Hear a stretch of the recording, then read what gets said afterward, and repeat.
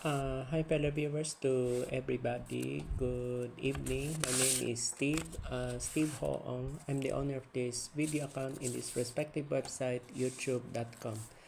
Okay, for those who has Android phone already, you can go to Google Play Store and choose YouTube. Choose the app, mobile app, YouTube, and install it. Then for those who are using Apple phone, you can choose go to Apple Store first and click YouTube. Then install it. Okay. By the way, sa mga lahat ng taga Palawan, magandang gabi sa buong Palawan, lalo na Brooks Point. Magandang gabi sa inyo lahat. Alam ko hindi ako taga Palawan, pero nakita ko na po ang may isang TV show na pinalabas, ito lang March 2025, kung hindi ako magkakamali, tama ba? March 16, 2023 or February. It was na-shock talaga ako.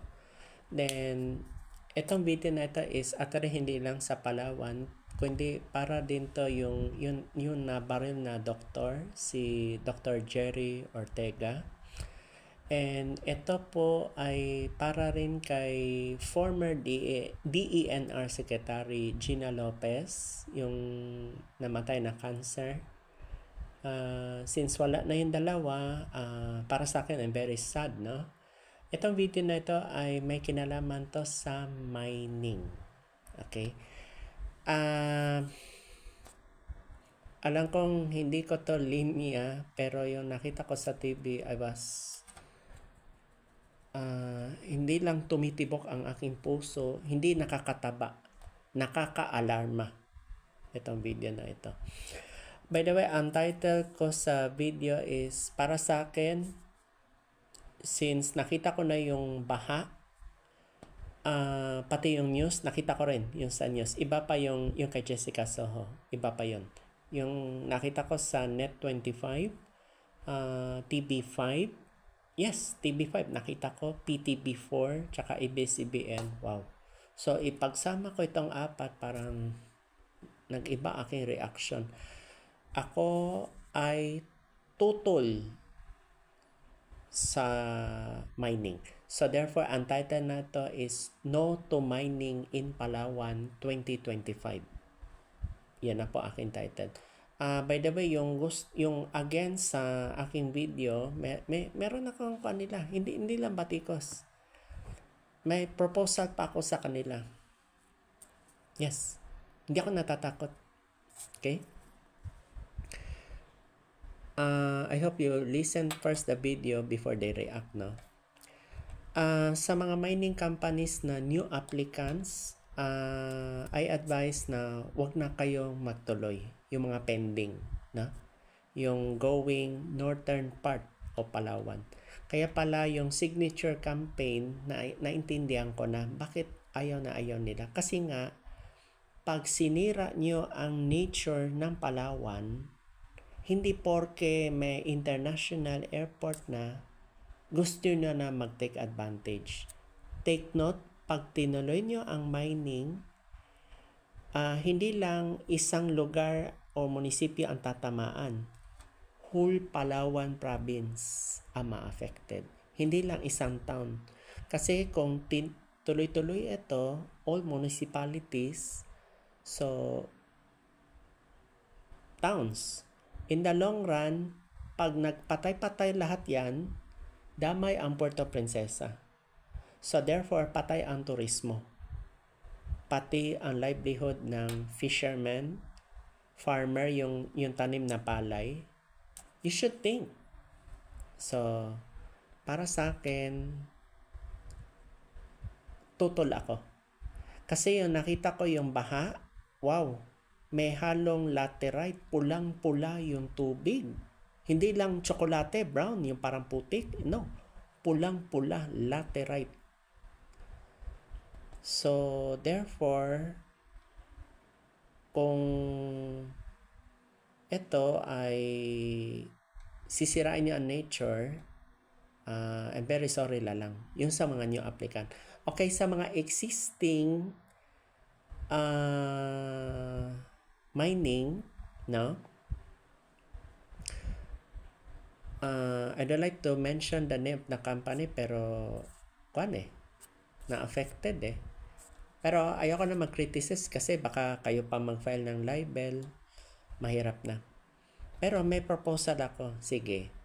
Gusto niyo mag-operate mining, yung existing? Sige. Sige lang. Pero kung nasira ang nature, kayo mananagot. Ha? Kayo liable kasi kayo ang sumira eh.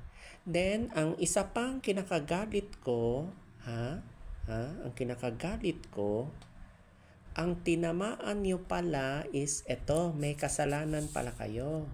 Eto, ayaw nyo tanggapin. Ang tinamaan nyo pala yung tribe, Indigenous Palawan people. May tribo pala na nakatira sa Mount Mantalingahan Protected Landscape. Ibig sabihin, pag yan ay UNESCO World Heritage Site, hindi nyo pwede i-open pit mining. Kasi pag tinamaan yan, ang laking damage. Kung gusto nyo, ito, maganda proposal ko. Kayong sumira sa mga tree, yung Almasiga tree, yung punuan, yan, mahirap hanapin yan. Yung mga seeds na ganyan. At hindi yan basta-basta ordinaryong tanim. If you like, kasi kayong sumira sa mga tree, kayo mag-tree planting na Almasiga tree. Kayo ang destroyer, kayo magtanim. Hindi yung mga tribo, hindi yung farmer, hindi yung mga kuan. Ano sila? Papatay niyo yung mga tao nakatira doon? Uy. Tapos ano yung sinasabi niyo? Cellphone?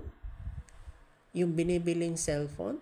Oo, yes. Nakakabili sila ng cellphone. Galing daw sa inyo. Oo, kasi nakaka-create kayo ng jobs. Okay. Advantage. Advantage yan. Pero ang tanong, naisip niyo ba yung mountain na yan ay protected landscape, yung bang national park na may banta, considerable threats tulad ng illegal logging, ayan yung aminin, na-post pa kayo social media. Then meron pang wildlife poaching. Ewan ko kung anong katarantaduhan ang nangyayari. Then nawalan ng mangrove loss. Kayo magtanim ng mangrove. Kayo mga mining, responsible miner, kayo magtanim. Then, agro-industrial development, nasira na. And so sad to say, yung mga new applicant, pag tinuloy nyo yung operation na yan, sa simula pa lang, it's already unsustainable mining. You should think.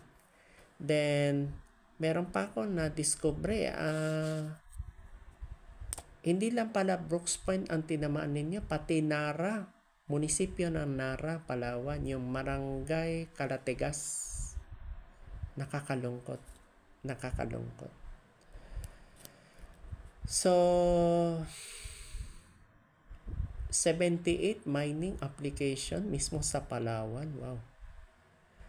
Para sa akin, this is too much. Kung gusto nyo na responsible mining or gusto nyo mag-operate, ito lang. Dalawa lang. Tree planting, yung tinamaan na mountain, pati mangrove na malapit sa dagat, kayo magtanim. Nasira yun kayo magtanim. Then, iniisip nyo ba yung fisherman? Ano ang kikitain?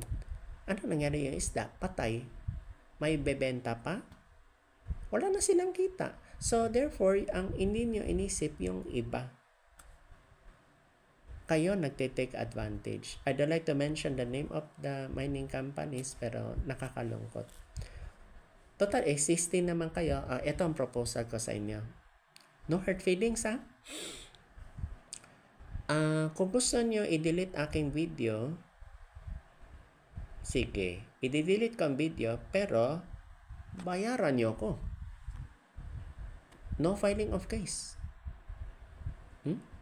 No filing of case. And you should know what you're doing. Take note, Dr. Jerry Ortega was killed because of that issue. Kaya pala ang title, No to Mining in Palawan. Because these two are already died. And nakita nila yung issue, kayo, mining. I don't like to mention pero nakakalungkot. Kung sumama lang ako sa No to Mining in Palawan, dapat huminto na kayo. Then you keep still operating. Di ano nangyari? Ano na nangyari? By the way, this video is not controversial or sensitive. Pero kung sa inyo sensitive, okay. Ang isipin nyo yung barangay Maasin sa Brooks Point. Ngayon, kung matigas ang ulo ninyo or hard-headed, okay, sige, I will let you go. I will remain one question mark. Isang question mark. Nakasira ba kayo ng kalikasan? Take note, UNESCO Heritage Park. UNESCO World Heritage Park, yung Mount Mantalinggahan. Nakakalungkot. So, total, meron naman kayong agreement, yung rate of kalikasan. Okay, sige. Ang sa akin lang, tree planting. Yun lang. Tapos, aside sa tree planting, kayo nakasira sa mangrove, kayo magtanim ng mangrove. And sa new mining applicants na pending, yung 78, meron akong proposal. Maganda pa. Total, ma-issue na ang Palawan. Well, find another province na walang issue. But see to it na responsible mining company kayo.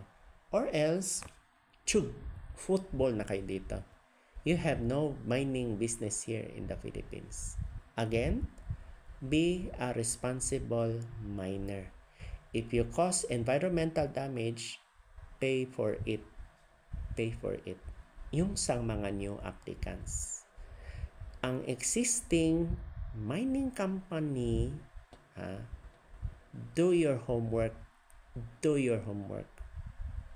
Tree planting, yung natamaan sa yung heritage site, take note, open pit mining. If you know how to handle risk, okay, sige. And the mangrove. Kayo sumira sa mangrove na malapit sa dagat, kayo liable. Okay? So I hope that this video will learn a lesson sa mga people of Palawan. Oh, by the way, may isa pa akong sasabihin. I hope the provincial government of Palawan already watch, no? Yung sa TV, yung kay Jessica Soho. May isa in-interview yung board member. Nagkaroon na pala ng provincial board, no? So, ito hindi to criticize. Ito is moral lesson for us.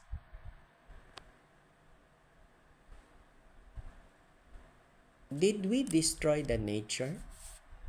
Yan ang tanong ko sa inyo. Yung kung kayo ay responsible mining company. Okay, if you answer yes, responsible miner kayo, magtanim kayo ng tree planting, yung tinamaan ninyo. And the mangrove. Dalawa lang. Oh, mahirap ba yon? O baka sabihin nyo, wala kayong pambili. Continue pa rin kayo ng operate. So, take note, Almasiga tree ang natamaan. O meron pa ba kaming hindi alam? Meron pa ba kaming hindi alam?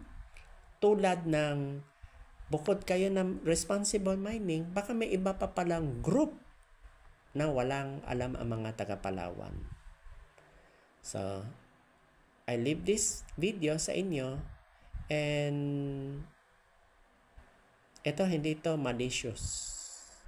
Wala akong binanggit na name company. Ito ay moral lesson. Take note nagkaroon ng baha. Take note Nara tsaka Brooks Point. And warning pag nakalbo yan, mabubura ang World Heritage Site. Yan ang isipin nyo. Kaya nga, ang question ko sa inyo is, did we destroy the nature in Mount Mantalinggahan? Oh, by the way, before I say goodbye, hindi lang pala Philippines ang nagmo-monitor. May world observer pa tayo. I'm not joking. The world is watching us. Hindi lang DENR sa main office sa Quezon City. World. Uulitin ko, world. The world is watching us. You should think. Ang farmers, fishermen, inisip nyo ba yan sila? Oo, yes, nakakreate kayo ng job sa mining company. Hindi, meron na silang sweldo. Pero yung nature, nasira. Nagkaroon pa ng baha. Tubig, pulang lupa. By the way, this is not a sermon. This will be a lesson. Not only for me, for all of us. Thank you so much for listening in this video. Good evening.